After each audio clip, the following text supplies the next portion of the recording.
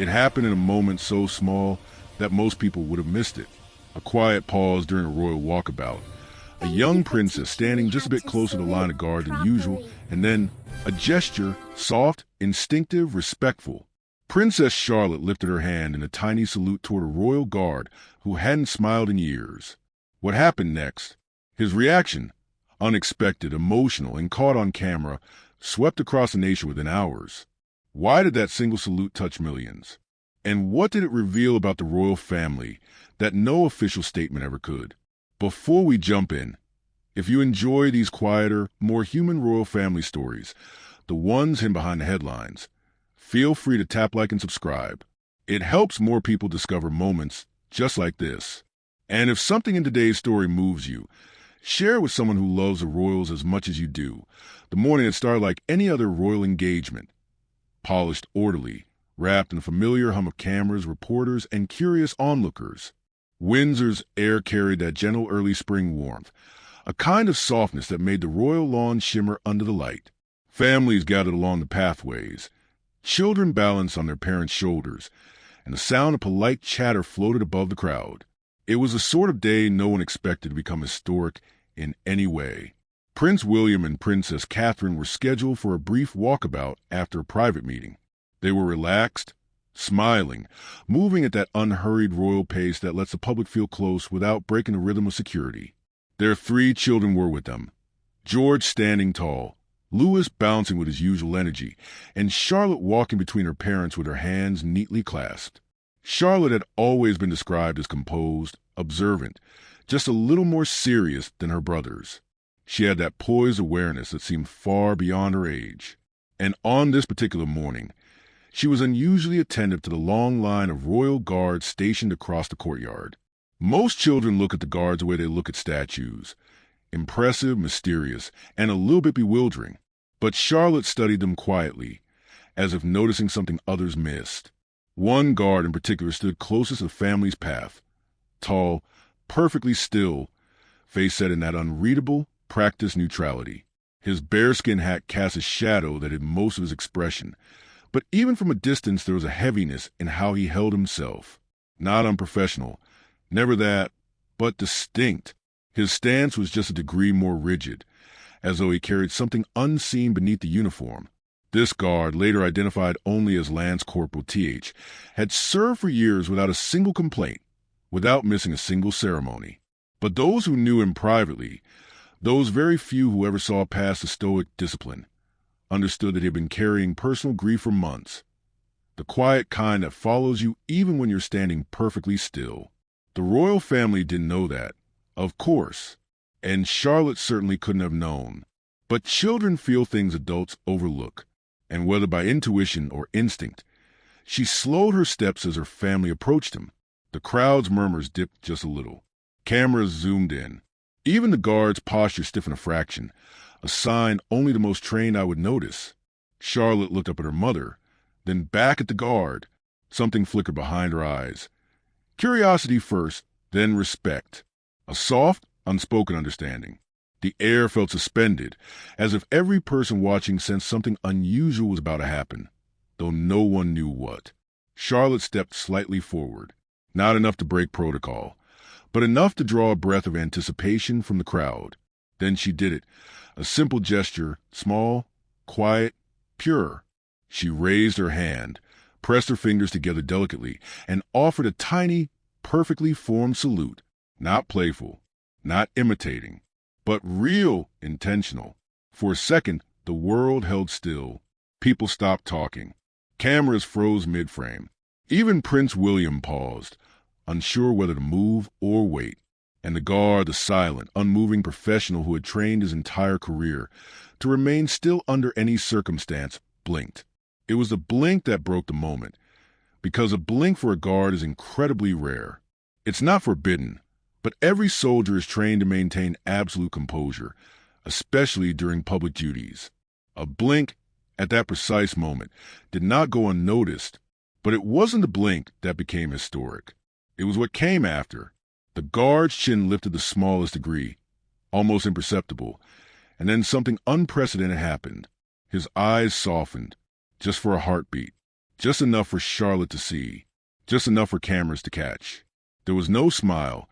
Guards rarely, if ever, break into full expressions on duty. But there was a shift, a crack in the stone facade, a brief shimmer of emotion he could not contain. And then a single tear formed beneath the shadow of his bearskin hat. It didn't roll down his face. It didn't fall dramatically. It simply gathered, enough to reflect the light, enough for anyone close by to notice the glint. Charlotte lowered her hand slowly, almost shyly. William looked down at her, confused for half a second, then followed her gaze and saw the guard's eyes. His expression changed, a subtle recognition of the humanity in front of him. Catherine's hand gently touched Charlotte's shoulder. She didn't say anything, but her face softened with a mother's understanding. The moment ended as simply as it began. Charlotte stepped back between her parents. The guard resumed his perfect stillness, and the royal walkabout continued. But the cameras had captured everything. Within minutes, the clip appeared online. Princess Charlotte salutes royal guard. His reaction says everything. Thousands of views turned into millions before the royal family even returned home. People weren't reacting to the salute alone. They were reacting to the guard's humanity. The tiny slip in the stoic mask, the fleeting glimmer of emotion that no one expected from someone whose training teaches him to remain unreadable at all times. Comment sections flooded with messages. Why did that make me cry? This is the most wholesome royal moment I've seen. Something about this feels deeper, like she saw him. That guard must have been going through something. And quietly, behind palace walls, royal staff began receiving messages from military members who recognized him. Fellow guards who understood exactly what that single look meant. He wasn't just touched by a child's salute. He was grieving, quietly, while standing in front of the world. And somehow, Charlotte had given him the one thing he hadn't expected that morning: recognition. A moment of connection that slipped past every ceremonial boundary. Later that evening, a senior guard who'd serve alongside him would say, off record, "Sometimes the youngest members of the royal family see what the rest of us don't." It wasn't a salute from a princess. It was a child saying, "I see you." And that can break even the strongest. The nation didn't know the full story yet, but the ripple had begun, and soon the world would learn why this single, quiet gesture mattered so much. Before the nation saw the tear in his eye, before millions replayed the moment again and again, Lance Corporal T.H. was simply a man in uniform, silent, unshakable, unnoticed by most who passed him. His job required it. Royal Guard are meant to be pillars, symbols of tradition so steady that the outside world can lean on them without ever seeing the weight they carry. But behind every uniform is a life. And behind his was a story few knew, shaped by discipline, duty, and a heartbreak he never spoke of publicly. He had grown up far from the polished stone of London, in a seaside town where gulls cried all day and the wind tasted like salt. His father had served in the military. His grandfather before him. Service was the air he breathed. Even as a boy, he admired the quiet strength of people who stood guard, who watched over others without asking for recognition. Becoming part of the household division was his dream, not for glory, but for purpose. Protecting the crown, his father once told him, means protecting the story of a nation. Those words stayed with him. They shaped his teenage years, his training, and ultimately the discipline he became known for. He wasn't the fastest or the strongest recruit, but he was the one who never gave up, never rolled his eyes, never asked for easier tasks. Every instructor noticed the same thing. He treated the role with rare seriousness for someone so young. By his third year of service, he had become one of those guards people quietly relied on, the kind who never flinched, never broke posture, never let emotions leak past the steel-sealed training. But something changed in late winter. Something personal. Something heavy. People close to him knew only fragments. A family member he adored. Someone who had always been in his corner. Someone who called him after every long shift had passed away unexpectedly. One day she was supposed to come home. The next day she was gone. He didn't speak about it in the barracks. He didn't take extra days. He didn't ask for relief from duty. That wasn't who he was. Instead, he folded his grief tightly inside the same discipline he used to hold his posture straight. But grief has weight, even when hidden, especially when hidden. His fellow guards noticed the subtle signs, the way he sat alone during breaks, the way he held his jaw too tight, the way he seemed to breathe just a little too carefully, as if one wrong inhale might break him open. One colleague, a close friend, pulled him aside once. "You need time," he said gently, but the guard only shook his head. "Time won't fix anything," he murmured. "Routine will." Routine became his shield.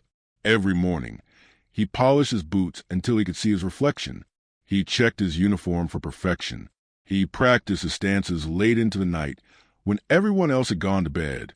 Anything to keep his mind from drifting back to the silent phone, the empty chair, the memory he couldn't bear to face. When he was assigned to the Windsor Walkabout detail, he accepted the command with the same stoic nod he always gave. The task wasn't unusual, but the timing was terrible. It fell just 3 days after the funeral, a small, private ceremony far from the barracks. During that service, he had stood in the back row, not because he wasn't family, he was one of the closest, but because he didn't want anyone to see him fall apart.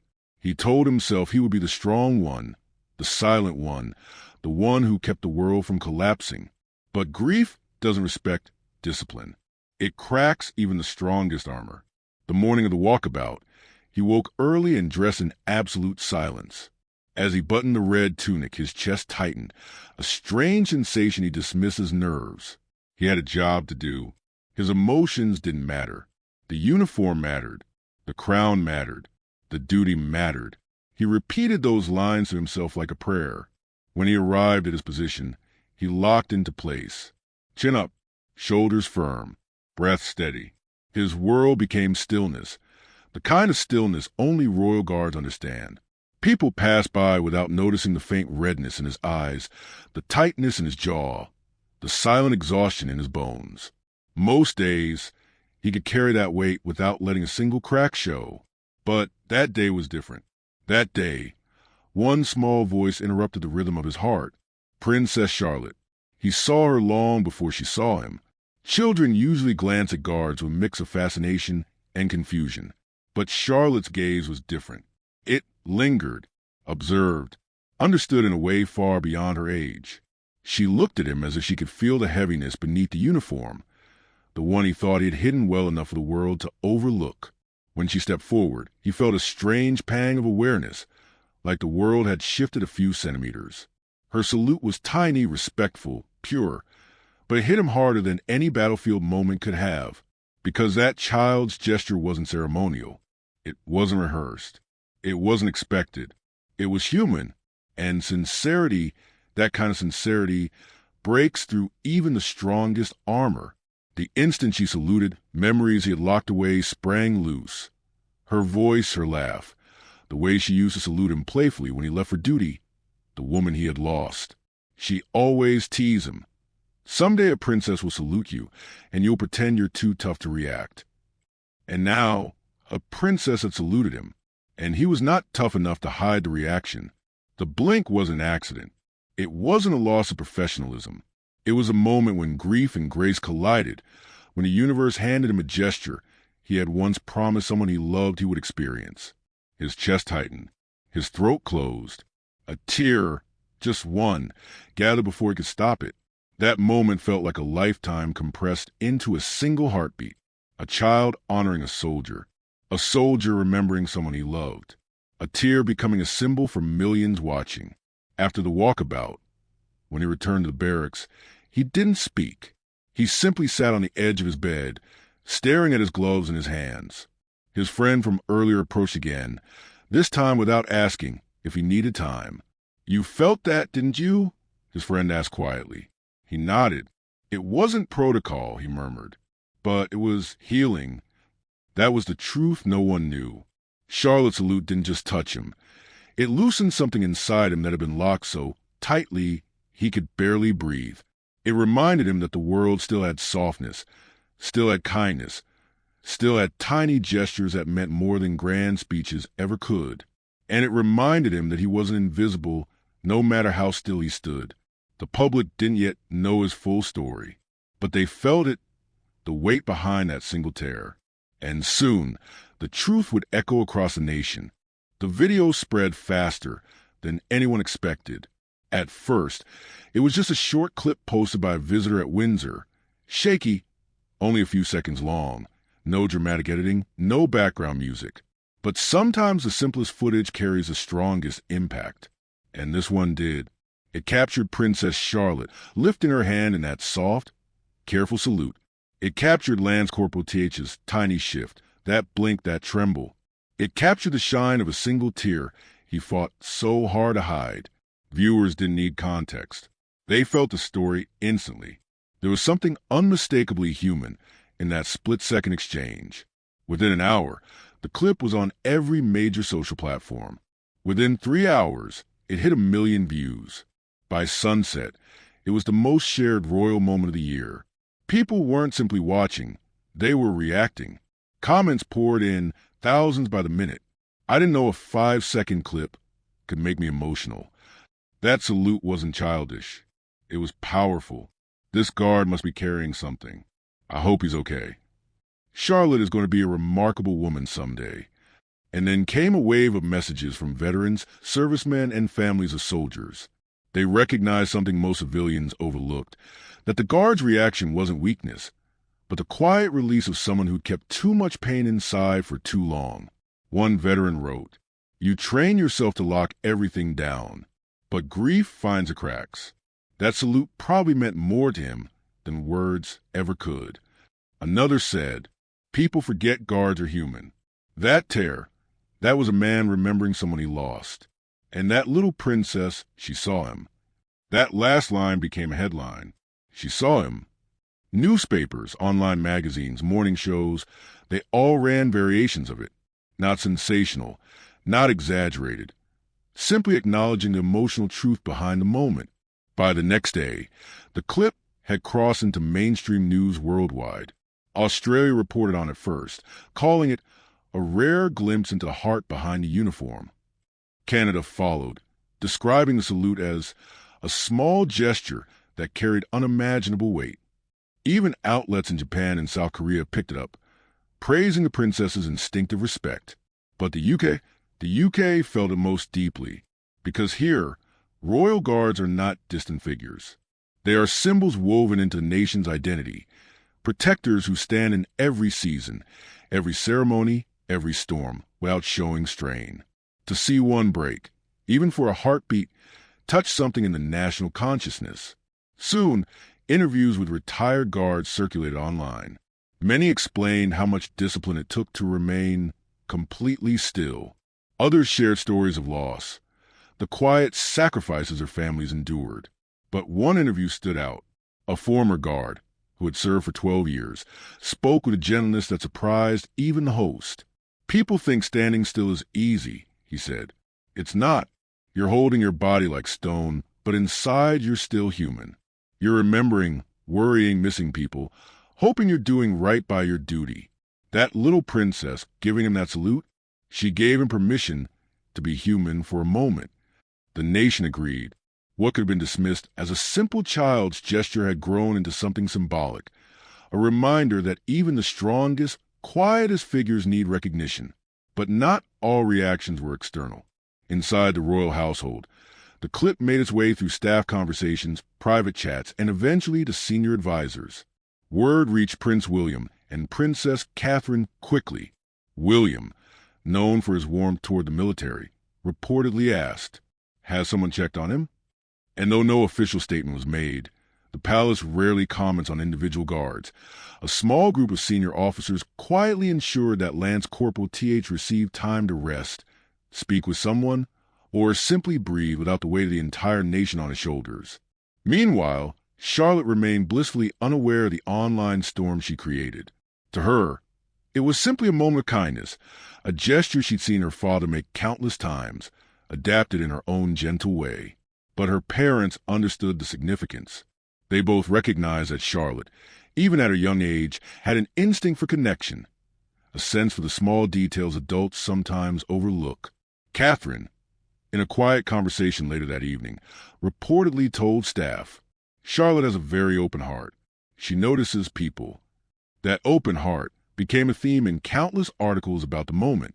Because while much public attention focuses on royal titles, tradition, and protocols, this moment reminded everyone that character, simple, human character, is what defines a future leader more than anything else. As the clip continued to spread, something surprising happened.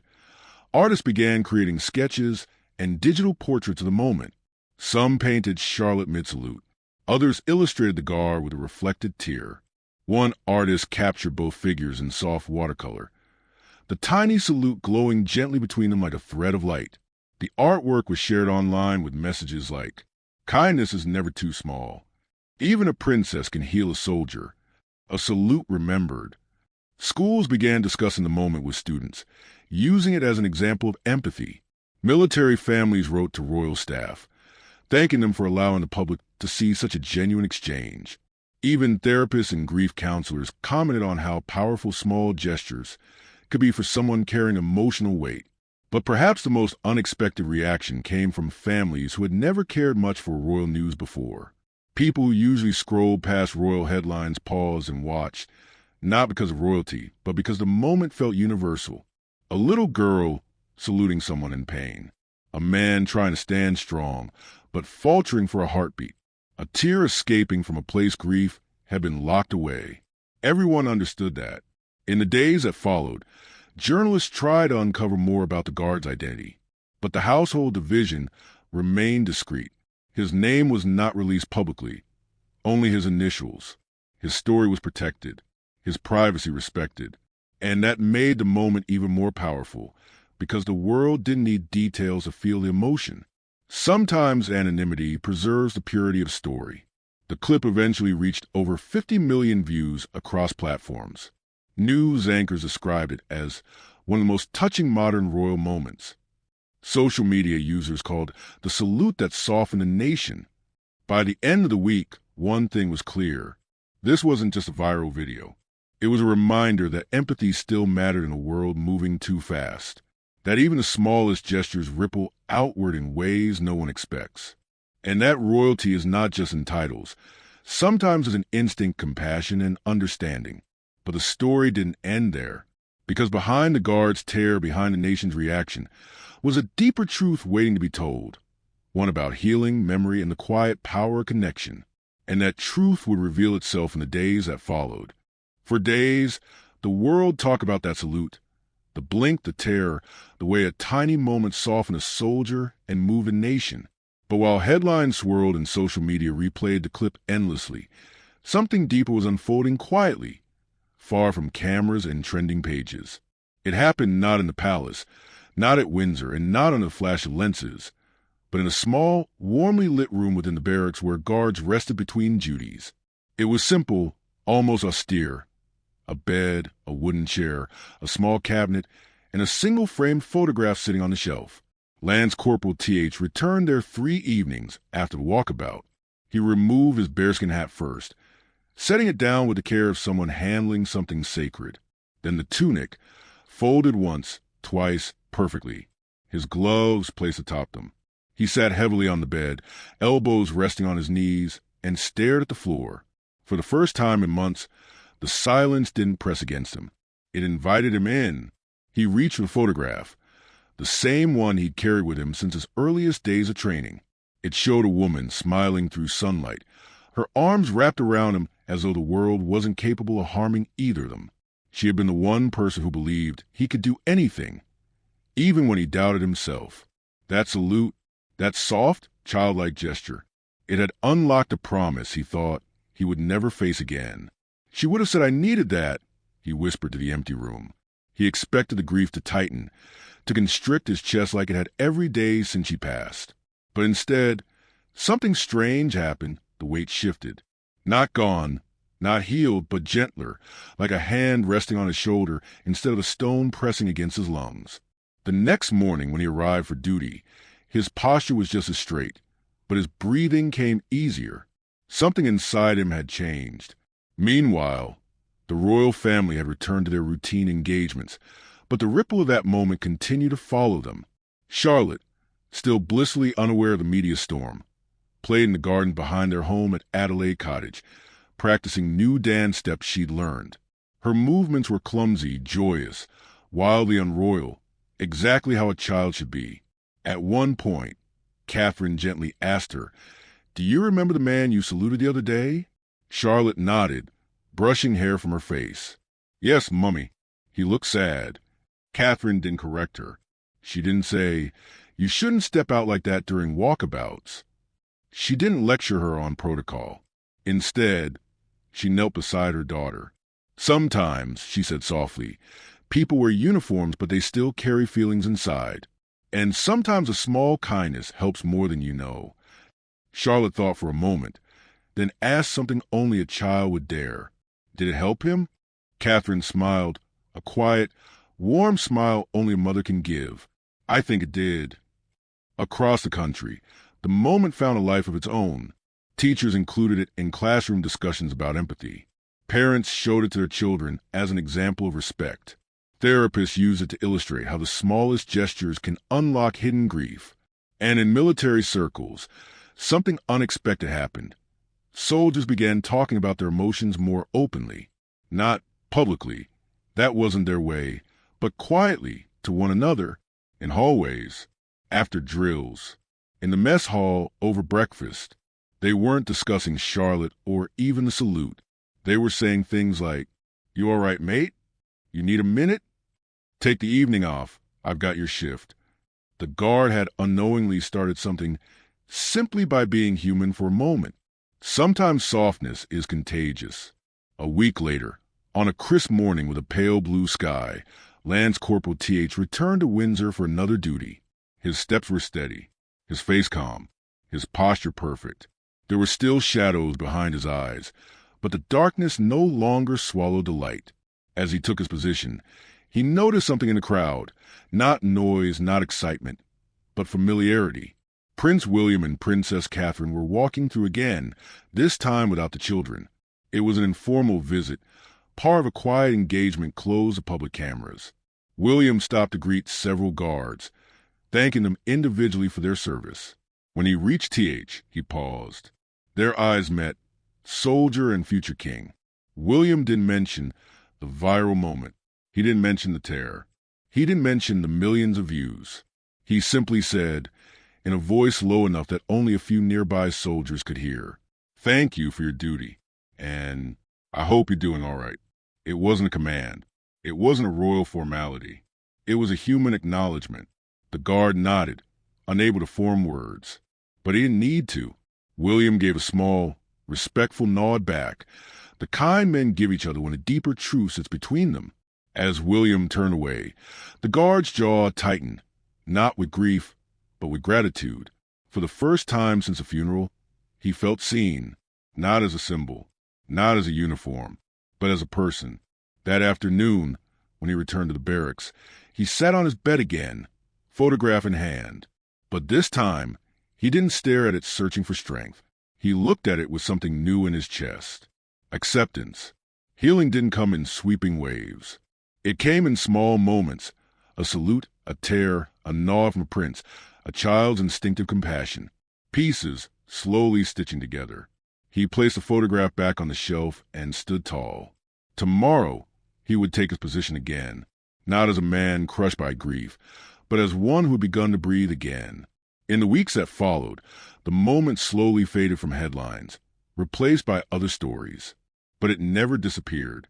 It settled into that quiet place where meaningful events live, inside people's memories. And somewhere in Windsor, a little girl continued practicing her gentle salute, not because of cameras or attention, but because she remembered a moment when she made someone feel seen. Sometimes royalty isn't about crowns or ceremonies. Sometimes it's about instinctive compassion, a child heart recognizing a soldier's pain. And sometimes the smallest gesture becomes the one that changes everything. This story didn't end with fanfare. It ended with something much stronger: healing, connection, and a reminder that kindness, even the tiniest, softest kind, can travel farther than anyone can imagine.